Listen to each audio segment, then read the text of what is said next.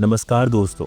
एक बार एक व्यक्ति गौतम बुद्ध के पास आया और बोला, हे बुद्ध, मैं पिछले कई महीनों से आपका प्रवचन सुन रहा हूँ, लेकिन मुझ पर आपके किसी भी उपदेश का असर क्यों नहीं हो रहा है? मुझ में कोई कमी है क्या? बुद्ध ने उस व्यक्ति से पूछा कि तुम कहाँ जा रहे हो? उसने कहा, श्रावस्ती में।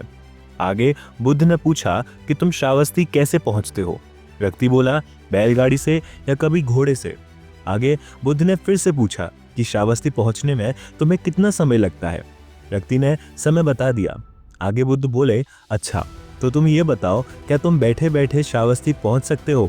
व्यक्ति बोला, अरे, आप एक ऐसी बातें कर रहे हैं, श्रावस्ती पहुंचने के लिए किसी न किसी साधन का सहारा लेना ही पड़ेगा। बुद्ध बोले, हाँ, यही ठीक है। ऐसे ही ज्ञान की बातों को सिर्फ सुन लेने से या पढ़ लेने से ही तुम अच्छे नहीं बन सकते। तुम्हें ज्ञान को आत्मसात करना होगा, उन आदर्श पर चलना होगा। उस व्यक्ति को अपनी गलती का एहसास हो गया।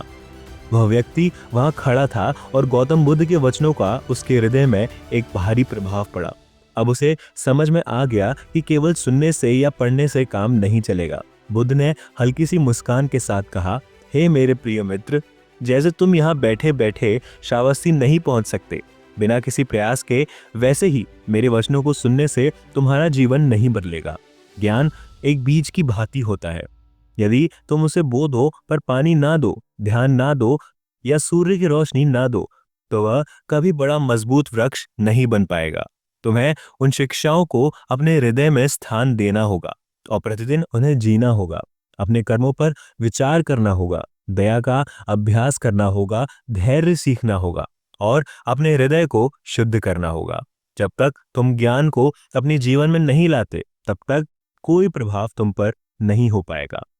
तो दोस्तों, इस कहानी से हमें ये सीख मिलती है कि ज्ञान को केवल सुनना या पढ़ना ही पर्याप्त नहीं है, बल्कि उसे अपने जीवन में उतारना अनिवार्य है।